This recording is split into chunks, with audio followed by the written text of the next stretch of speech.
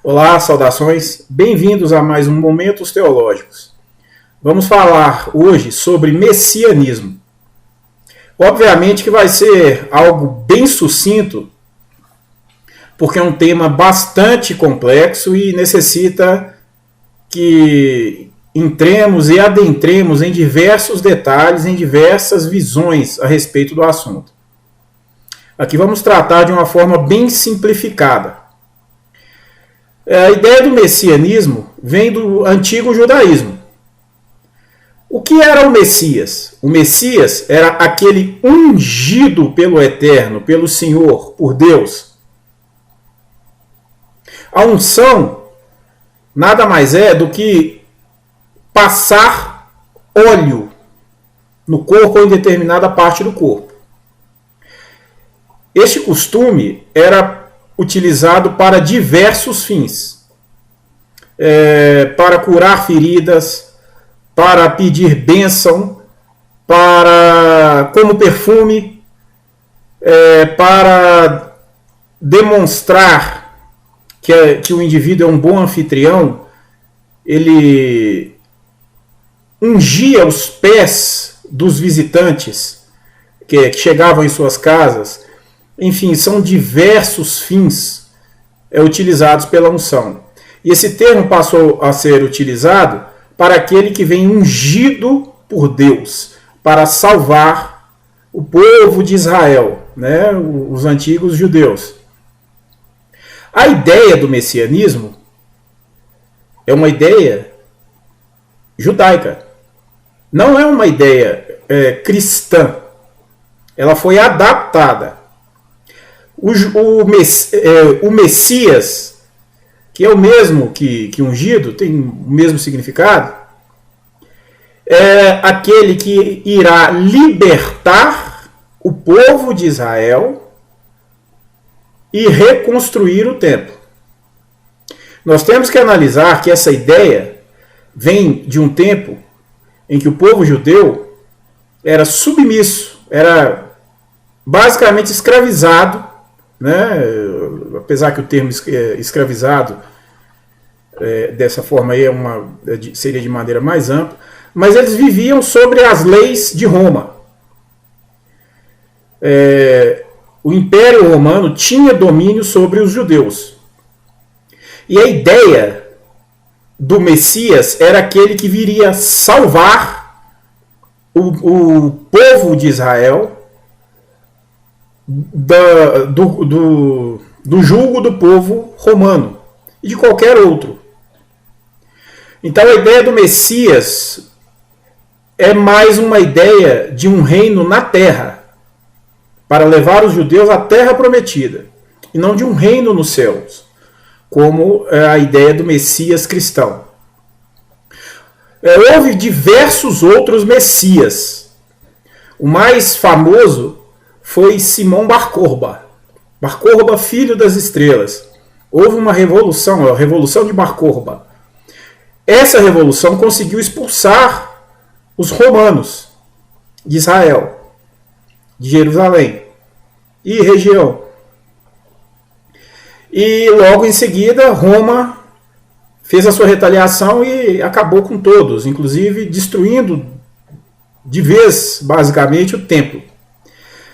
E nesse momento, então, Simão, que basicamente já estava sendo considerado como Messias, deixa de ser considerado como Messias, e Yeshua, que é Jesus, volta a ser visto como o Messias. Porém, a ideia do messianismo era libertar o povo judeu. A forma de libertação de Jesus, o messianismo de Jesus, não pode ser compreendida da mesma forma que os antigos judeus esperavam o Messias. Para o judaísmo, a grande maioria das correntes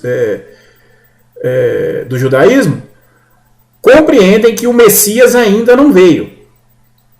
Então nós temos uma visão de messianismo absolutamente cristã. E aí nós temos essa visão é a primeira visão, a visão original, né? A visão dos judeus.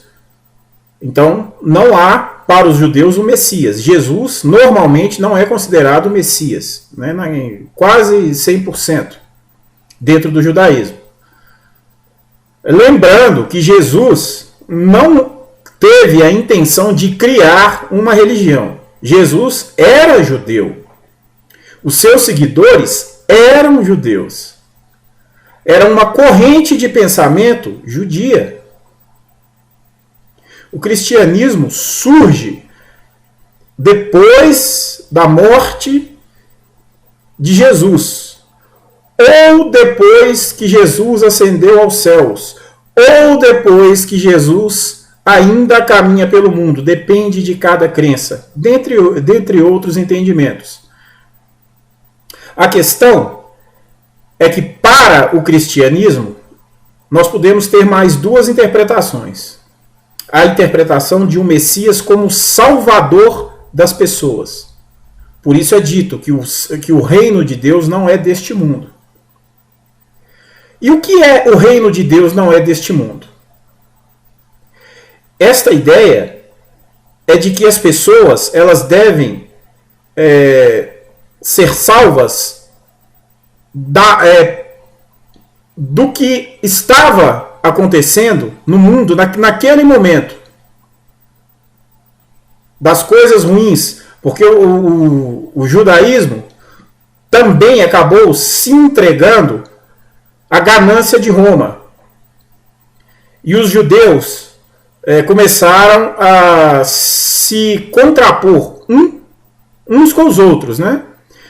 Então, as antigas normas, o chamado Antigo Testamento, as antigas normas, deixaram de parecer justas. Já era um povo com um desenvolvimento maior. Então, algumas regras já não eram mais vistas com bons olhos, pelo menos por aqueles que tinham bom senso, assim como Jesus. Jesus buscava a igualdade. Jesus era um revolucionário de ideias. Ele não era um guerreiro, como no messianismo judeu. Eles precisavam de um salvador do povo judeu para levá-los à terra prometida e reconstruir o templo como o local de adoração e de presença do Deus judaico. Então, essa segunda ideia é de salvação das pessoas no sentido espiritual, na alma das pessoas. Entendendo que Deus quer salvar os seus filhos do mal do mundo, quer salvar as suas almas, quer que eles evoluam espiritualmente. Espiritualmente é em comportamento, em entendimento, em ideologia, em ideologias, né? Então, daí deste ponto, temos diversas vertentes também, vão entender que Jesus é o verbo de Deus, é a ação divina. Alguns vão entender que ele é o próprio Deus através da Trindade, outros vão entender que ele é um enviado por Deus, um ungido. Outros vão entender que ele é um mestre do saber. Tanto que Jesus mesmo afirma isso na própria Bíblia e em muitos apócrifos, que a divindade está em nós, seres humanos. Nós desenvolvemos essa divindade, essa coisa superior ao que o ser humano instintivo é, através do amor, através do bom senso, através da doação, de todos os sentimentos e ações boas. Essa ideia de messianismo, de salvar as almas das pessoas e levá-las para o céu, é a mais comum. No entanto, nós temos que perceber que há uma dicotomia muito grande. Para o entendimento antigo, né, isso vem das raízes egípcias, não há salvação da alma do indivíduo, mas sim do corpo, pelo arrebatamento. Por isso o corpo é enterrado, aguardando o dia em que os mortos irão se levantar e serão arrebatados. Então há a necessidade de compreender essa dicotomia, que existe. As pessoas que não são do meio teológico não percebem. Então não há uma divisão do ser. A alma e o corpo estão unidos. Por isso haverá o arrebatamento. Os mortos irão se levantar. E aí nós temos a terceira visão do messianismo, que é uma visão que, na atualidade, muitas pessoas seguem, inclusive pessoas que não se julgam cristãs. Então o Cristo, o Messias, ele pode ser compreendido de diversas formas no messianismo, como estamos percebendo aqui.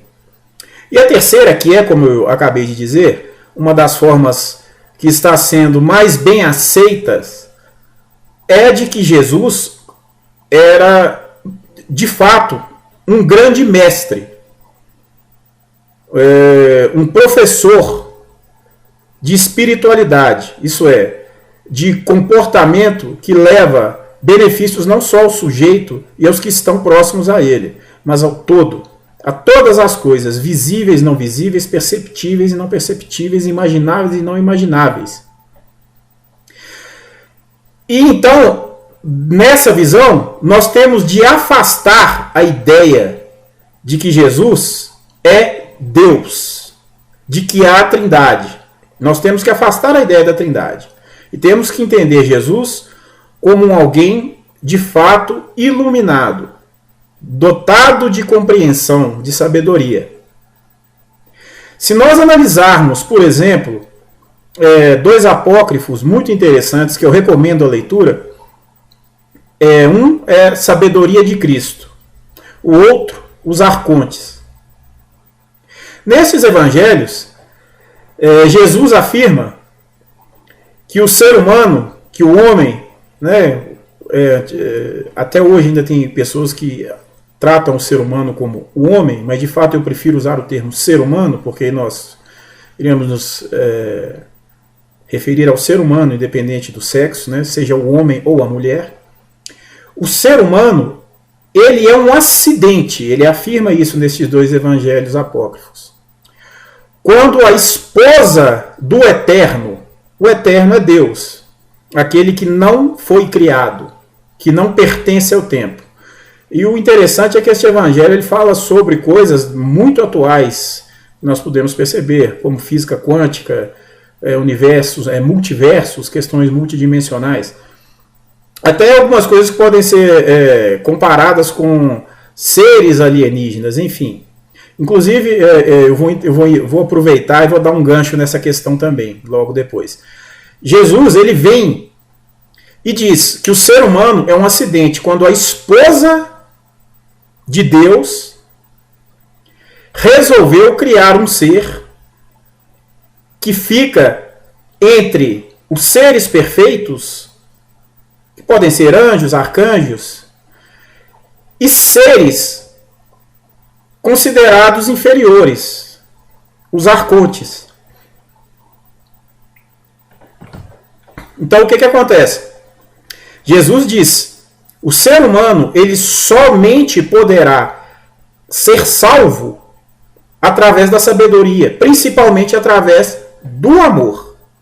Se nós não amarmos e não tivermos sabedoria, nós pereceremos como vida comum. Isso pode ser entendido dessa forma na leitura deste evangelho. Como pode ser entendido que nós também não atingiremos o que chamam de paraíso. Por isso também alguns falam sobre continuação existencial e até mesmo sobre reencarnação. Então a ideia que Jesus afirma é que de fato nós somos um acidente da criação. E ele afirma categoricamente que Deus pouco se importa conosco, porque ele não nos criou. Quem criou a espécie humana foi a esposa de Deus, a parte feminina da criação. Tal como todas as vidas animais. Outros vão afirmar que esses animais foram criados pelos arcontes na tentativa de fazer um ser perfeito. E Jesus afirma que os arcontes são seres que se passam por Deus, porque compreendem que têm sabedoria quase divina. E Jesus afirma que são seres vis, imundos, que devem ser destruídos, porque eles impedem a evolução do ser humano. Então nós temos aí um messianismo de salvação da sabedoria, de nos transformarmos de fato em seres humanos, e não em meros humanos como espécie. E aí nós temos até uma quarta forma, que é o que eu disse que ia dar um gancho, que seria o entendimento de que, de fato, Jesus é um ser de outro mundo ou de outra dimensão. Como nos próprios evangelhos bíblicos, ele aparece iluminado, ele aparece apenas em uma silhueta de luz. E nos evangelhos apócrifos que eu acabei de citar, dentre outros, né, como os que eu citei, lembrando, Sabedoria de Cristo e os Arcontes, ele aparece como um ser de luz, quando ele é dito que ressuscita. Então é dito, por ele ser um ser de outra dimensão, ele não poderia de fato morrer. Ele estava investido em um corpo humano, estava em um envoltório material, biológico. Porém, ele pertence a uma outra dimensão. Por isso é um ser de sabedoria, foi um homem de sabedoria, por ser um ser de maior evolução. E dizem que os arcontes são de fato indivíduos que hoje são chamados alienígenas, que vivem em outros mundos. É até uma reflexão, né, para quem crê na perfeição divina, crer que ele criou um universo tão vasto apenas para o ser humano seria um pouco contraditório, né? Seria colocar Deus como uma pessoa com baixa autoestima. Não, eu vou criar uma coisa enorme que vocês não alcançam só para provar o meu poder. Então nós temos que principalmente com as teorias atuais, né, da panspermia, que diz que a vida chega ao nosso planeta através de meteoros, meteoritos, com extremófilos, né, com seres extremófilos. Mas enfim, é uma teoria bastante complexa, como eu disse aqui, é só uma pincelada para aguçar a curiosidade. Então fica como Jesus, aquele ser interdimensional, que vem tentar nos transformar pela potência que temos de sermos seres como ele, de nos revelar que somos capazes de fazer isso por nós, como ele afirma nesses dois evangelhos, e com a leitura correta nos evangelhos bíblicos, principalmente em Mateus, Lucas, ele afirma que nós podemos, sim, adquirir a divindade através de nossas ações, através de nossa evolução. E estes arcontes afirmam, né, nesta visão teórica, que seriam de fato alienígenas, que tentam fazer experiências conosco, nos dominar, nos colocar a serviço deles. Por isso a ideia de servir, de ser servo. Se nós percebermos, fizermos uma leitura, Jesus ele tira toda essa ideia do ser humano ser servo e Deus um senhor. Se aqui no mundo a escravidão é uma coisa ruim, seria muito estranho o ser eterno criador achar interessante dominar as pessoas e tê-las de joelhos submissas a ele.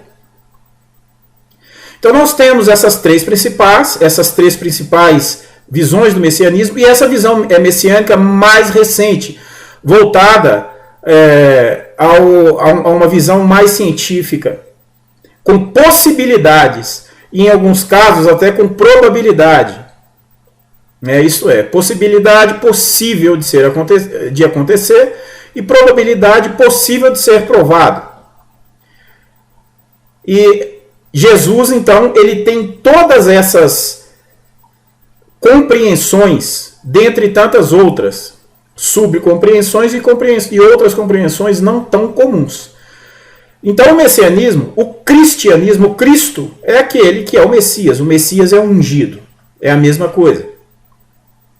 Então aquele indivíduo que se diz cristão, ele tem que analisar o que Jesus é para ele.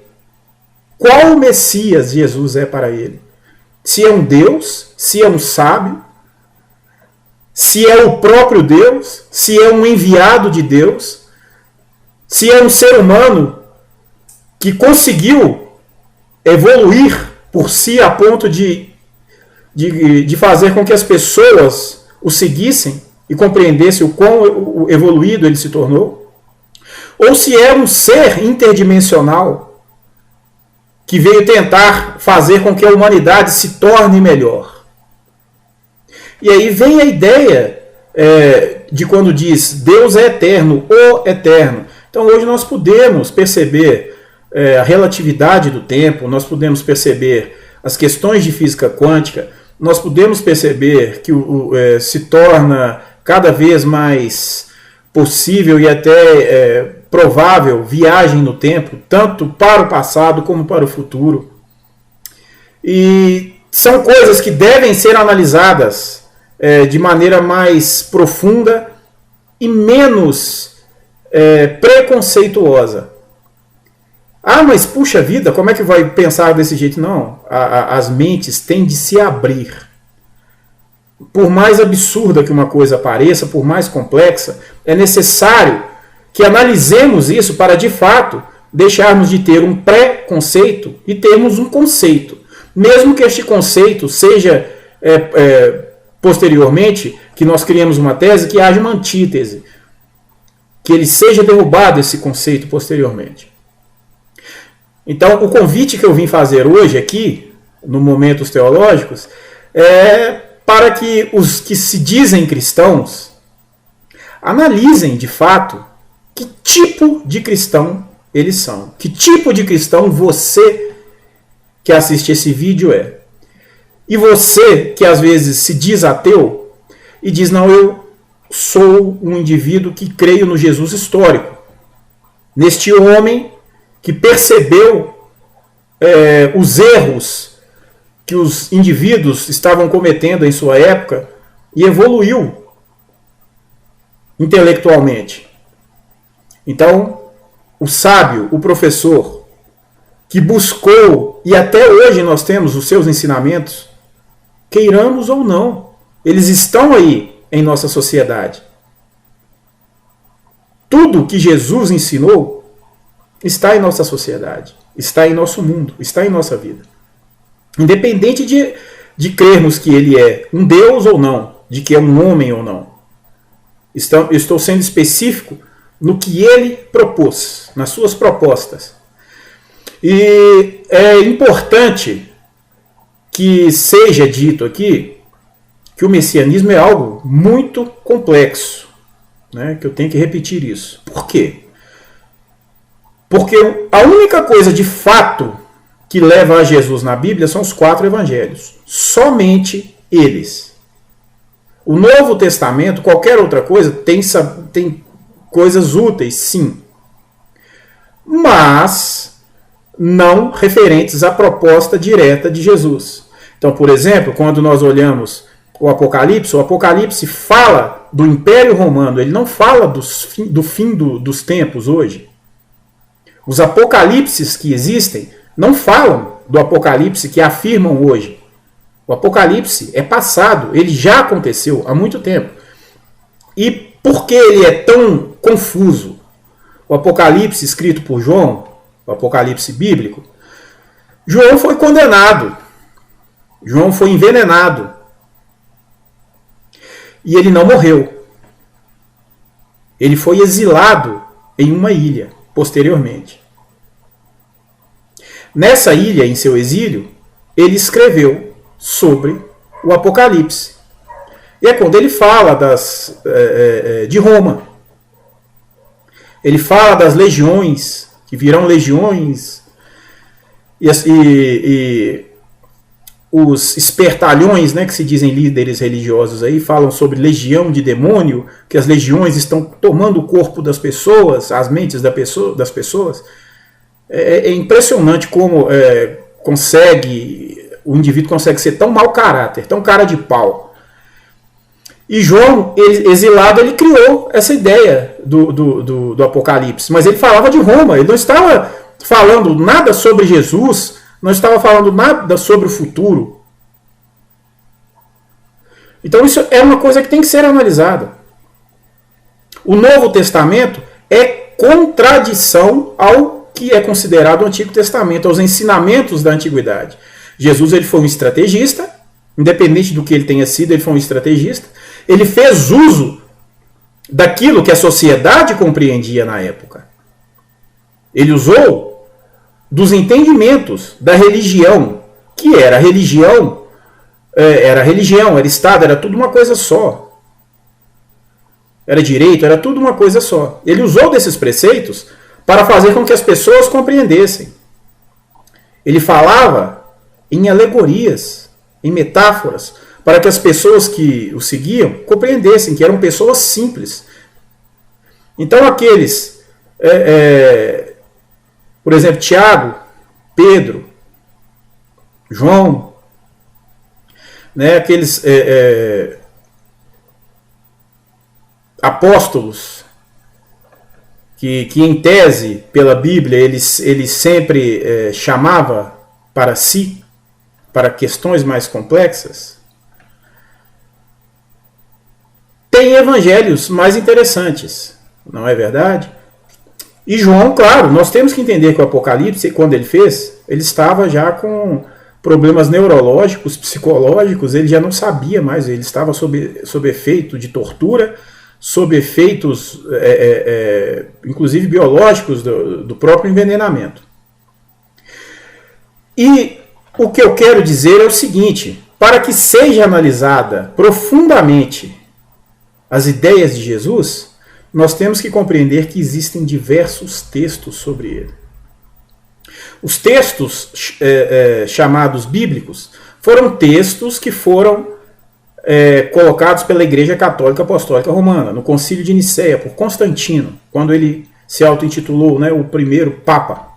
Daí foi instituído o cristianismo, a Igreja Católica Apostólica Romana.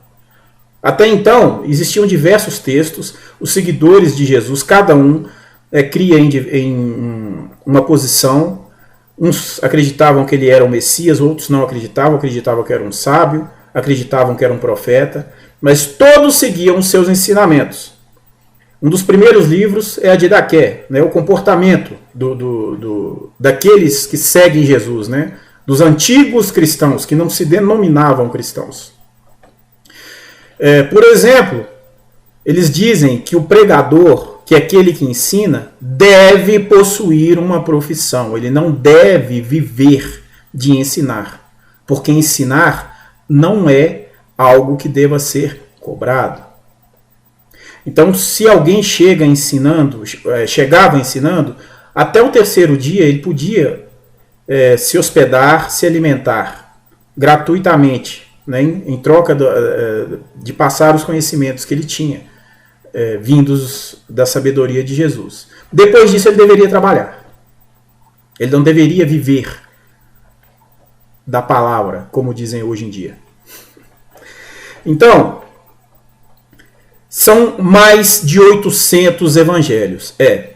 São mais de 800 evangelhos descobertos hoje, entre evangelhos completos e fragmentos. Existem mais de 800 apócrifos. Isso fora aqueles que não são conhecidos e aqueles que foram destruídos. E alguns que ainda serão descobertos, creio. É muito mais complexo do que parece. Não é simplesmente ler a Bíblia. A Bíblia é um compêndio de livros que vem desde a Mesopotâmia. São contos mesopotâmicos, o Antigo Testamento. O Novo Testamento é a quebra da tradição. Jesus é considerado o segundo Adão. Ele é chamado de o segundo Adão. Isso é, O novo mundo surge a partir dele, das ideias dele. E, inegavelmente, a única coisa que nós podemos perceber é que ele só ensinou o bem. Obviamente que isso é necessário, uma interpretação correta dos textos, inclusive bíblicos. As passagens bíblicas que chamam hoje, né? Eu li um versículo. Não. Isso, Jesus ele não fez isso. Os apóstolos não fizeram isso. Eles escreveram em textos inteiros. Em textos inteiros. E a Igreja Católica Apostólica Romana decidiu criar isso por questões didáticas. E isso é seguido até hoje. Né? E de fato é didático, é bastante didático nos sermões, nas pregações, nas homilias. Bastante didático. Mas é necessário que haja compreensão do livro inteiro. Ninguém pega um livro, um parágrafo e tira uma ideia dali. Principalmente pelo fato de Jesus falar em metáforas. Quando ele fala, por exemplo, que ele não veio trazer a paz, que ele veio trazer a espada, que ele veio trazer a guerra entre pais e filhos, ele está falando que ele veio romper com as tradições que naquele momento já não eram mais viáveis. Que ele buscava um mundo mais justo, um mundo mais benevolente. Então nós temos aí neo-ateístas que nunca estudaram teologia, nunca estudaram filosofia, que fazem posts absurdamente fora da realidade. Diferente do ateu, que contesta de forma contundente. E de fato ele contesta coisas que são de fato contestáveis. Que a teologia vai sim dar aval. O grande problema do cristianismo é a religiosidade. Dentro de uma religião que, em princípio, visava apenas questões políticas e lucro. Então ficaram muitos dogmas, muitas crenças dentro da religiosidade que não tem base bíblica alguma.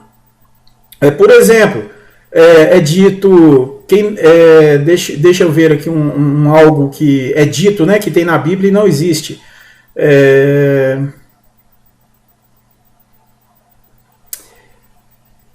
Se não vem pelo amor, vem pela dor, por exemplo. E o que eu mais adoro, faça a tua parte que eu te ajudarei. Isso não é bíblico. Não existe faça a tua parte que eu te ajudarei na Bíblia. Em algum momento, algum sacerdote, algum pregador, ao ser questionado por alguém que disse, possivelmente, que era um bom cristão, que fazia tudo de forma correta e tudo dava errado na vida deles. Então aí vem o cara, o esperto, como não tem uma resposta, ele vai dizer, o que você fez está errado. Por isso que você não conseguiu nada. Faça a tua parte que Deus te ajudará. E aí é dito que na Bíblia diz, que Deus diz, faça a tua parte que eu te ajudarei. Isso não é bíblico, dentre tantas outras coisas que existem por aí, que ficaram na religiosidade cristã específica. Então, eu acho que eu já falei demais para momentos teológicos, já estou me prolongando bastante. E esse convite aqui é para que todos façam uma pesquisa mais aprofundada sobre messianismo e sobre Jesus. E sobre que façam uma reflexão, quem é cristão, de que tipo de cristão você é. Pense, que tipo de cristão eu sou? Em que eu creio? Em quem eu creio? Ok? Um grande abraço e estejam em paz.